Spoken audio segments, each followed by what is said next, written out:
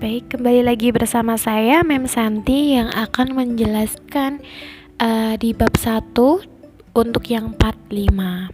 Tetap di fungsi kuadrat. Sebelumnya adalah tentang persamaan kuadrat ya. Nah, sekarang kita ke fungsi kuadrat. Perhatikan baik-baik. Nah, untuk bentuk umum dari persamaan kuadrat yang sebelumnya adalah ax kuadrat plus bx plus c sama dengan 0, betul.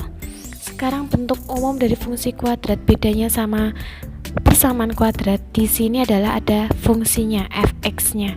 Fungsi x sama dengan ax kuadrat plus bx plus c, atau fx ini sama dengan y.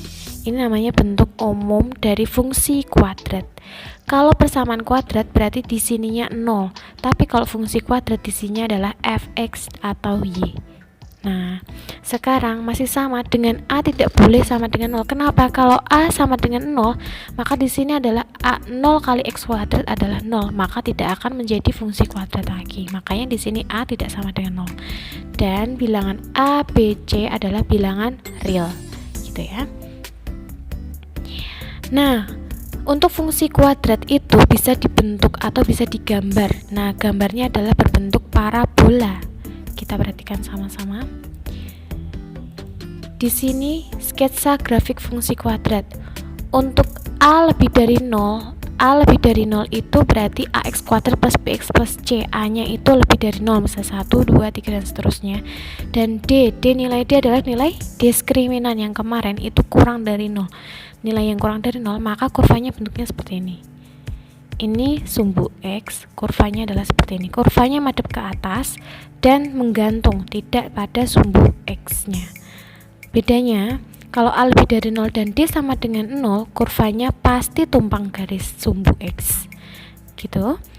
Kalau ini A lebih dari 0 dan D lebih dari 0, diskriminannya lebih dari 0, kalau kamu hitung, pasti grafiknya atau kurvanya itu memotong sumbu X. Itu pasti. Ini untuk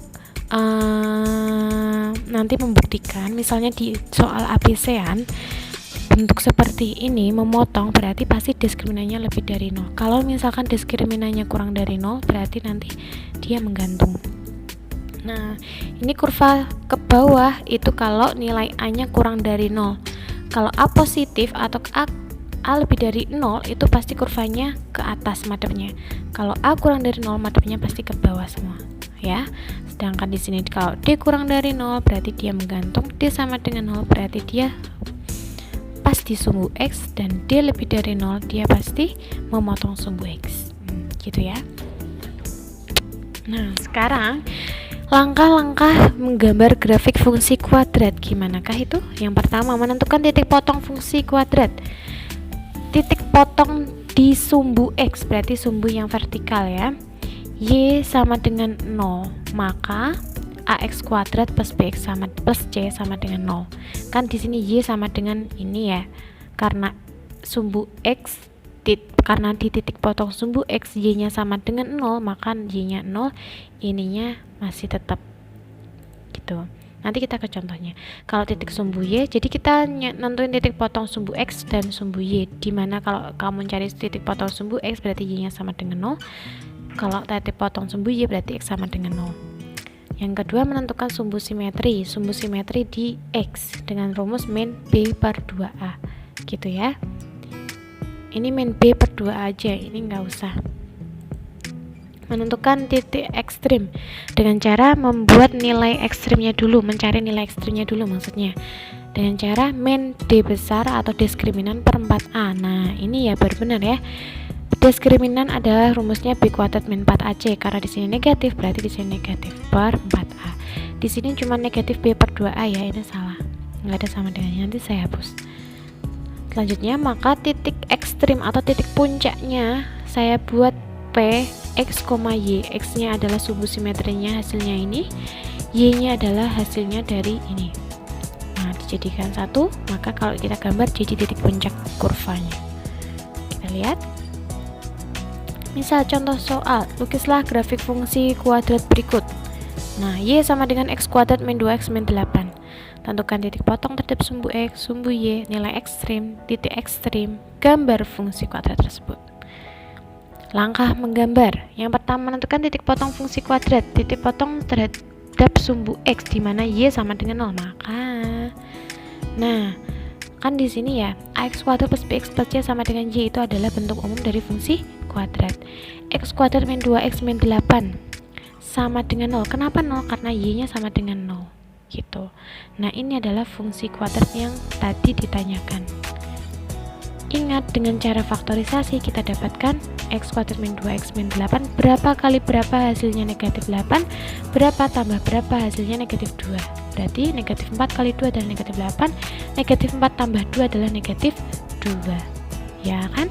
Kalau sudah dapat negatif 4 dan 2, baru x min 4 x plus 2. Karena di sini negatif, di sini negatif. Kalau di sini positif, maka di sini positif.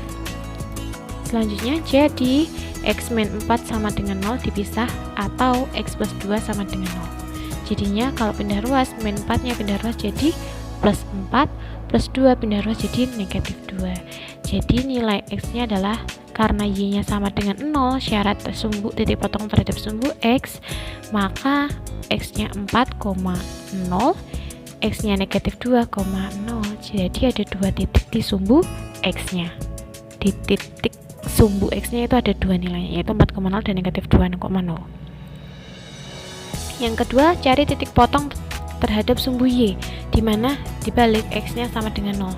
Gimana? Coba kita perhatikan. Ini kan tadi x kuadrat min 2x min 8 sama dengan y itu adalah soalnya. Nah, karena x nya sama dengan 0, maka x nya kamu diubah jadi 0. Kita hitung, jadinya negatif 8 sama dengan y, berarti y sama dengan negatif 8.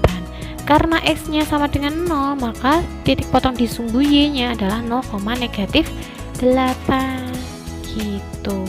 Kalau sudah dapat titik potong keduanya, kita ke yang kedua, menentukan sumbu simetri dengan cara x sama dengan min b per 2a aja.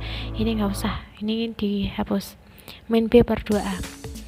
Karena soalnya seperti ini, berarti a nya 1, b nya negatif 2, c nya adalah negatif 8. Nah, kalau pakai rumus ini berarti min b per 2a, min b nya adalah negatif 2 per 2 kali 1, min 2 per 2. Negatif 2 bagi 2 adalah negatif 1. Karena di sini negatif, maka di sini negatif. Negatif kali negatif, positif 1. Ketemu deh, jadi x nya adalah 1, atau sumbu simetrinya adalah 1. Lanjut, yang terakhir yaitu menentukan nilai titik ekstrim. Menentukan titik ekstrim atau titik puncak. Sebelum menentukan titik ekstrim, kita harus mencari nilai ekstrimnya dulu. Nilai ekstrim itu y. Y rumusnya adalah min d diskriminan per 4a. Diskriminan adalah b kuadrat min 4ac. Maka titik ekstrim p x, y nya adalah p. X nya adalah tadi sumbu simetri min b per 2a, y nya adalah min d besar atau diskriminan per 4a. Kita cari nilai ekstrimnya dulu. Nah, ini sama ya, kita jabarkan dulu A, B, C kecilnya, baru cari nilai Y nya. Y sama dengan min D besar per 4A, B kuadrat dan 4AC. B nya adalah min 2 kuadrat, berarti min 2 kuadrat dikurangi 4 kali A nya 1 kali C nya adalah negatif 8 per 4 kali A nya adalah 1. Kalau udah dihitung, min 2 kuadrat adalah min 2 kali min 2 adalah positif 4, min 4 kali 1 4, min 4 kali min 8 berarti plus, min kali min plus, 8 kali 4 32, plus 32. 4 plus 32 adalah 36. Karena di sini negatif, berarti di sini negatif, berarti di sini negatif. 36 bagi 4 adalah 9, negatif 9. Jadi nilai ekstrimnya adalah Y sama dengan negatif 9. Maka titik ekstrimnya atau titik puncaknya adalah X nya tadi dapat 1, Y nya dapat negatif 9. X nya di sini 1 dari sumbu simetrinya yang tadi, gitu ya. Dah, tinggal gambar deh.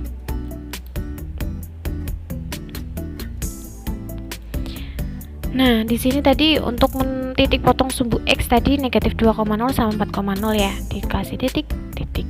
Kalau sudah di sumbu Y, tadi titik potongnya adalah Y sama, tadi langsung ke puncak ya. Oke, Y sama dengan negatif 9, X nya adalah 1, jadi 1, negatif 9. Nah, di sini kamu dapat 3 titik, 1, 2, 3. Nah, ini dari mana? Kenapa saya buat titik ini dan ini? Karena untuk membantu membuat kurva. Kalau misalkan ini 1, 2, 3, maka yang terbentuk adalah kurva lancip. Sedangkan kurva lancip hanya untuk nilai mutlak saja, seperti yang kelas 10. Ya, kurvanya lancip. Tapi karena di sini fungsi kuadrat, pasti kurvanya dalam bentuk seperti ini, bukan kurva lancip. Makanya saya butuh titik bantu. Cara menentukan titik bantu gimana? Nah, kamu misalkan X antara negatif 2 sampai dengan 4, berarti bisa negatif 1, bisa 0, bisa 1, bisa 2, bisa 3. Nah, di sini saya misalkan X sama dengan negatif 1. Maka Y-nya berapa? Berarti X-nya tinggal diganti negatif 1, X-nya diganti negatif 1, ini persamanya masih, Y-nya masih. Nah, tinggal dihitung hasilnya Y-nya sama dengan negatif 5. Berarti X-nya min 1, negatif 5. Lanjut titik bantu yang kedua, saya gak cukup 1, saya buat 2. Nah, ini negatif 1,5 dibuat titik di sini ya. X, Y, negatif 1, negatif 5. Ini X-nya sama dengan 2, saya buat di sini. Dihitung, maka Y-nya berapa? Hasilnya Y-nya adalah negatif 8, 2, negatif 8. Nah, kalau sudah ada 2 ini kan bisa terbantu nih. Titik sini, buat kurva lagi ke sini, disambungin lagi ke sini, sambungin lagi. Nah, gitu. Dapat deh gambar grafik fungsi kuadratnya. Paham ya? Oke, saya kira sampai di sini. Semoga bermanfaat. Untuk tugas proyeknya silahkan untuk dibuat sebagus mungkin, sekreatif mungkin. Boleh pakai kertas milimeter atau pakai kertas HVS atau dibuat di aplikasi, pokoknya sekreatif mungkin. Nah, itu yang menentukan nilai dari penilaian proyek gitu ya. Sedangkan untuk tugas proyeknya dalam 1 semester nanti kan ada 4 bab, itu hanya 1 kali, hanya untuk membuat grafik ini. Jadi buatlah sekreatif mungkin, sebagus mungkin, sedetail mungkin. Misalkan sedetail mungkin itu gimana? Nah, titik bantu itu perlu dari negatif 1, 2, 1, 2, 3 itu buat biar lebih detail gitu ya.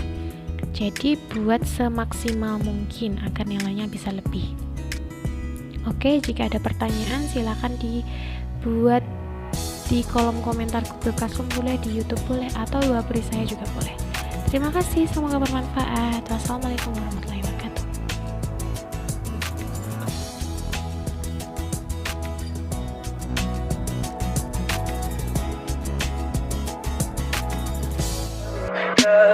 Tell me pretty lies, look me in the face, tell me that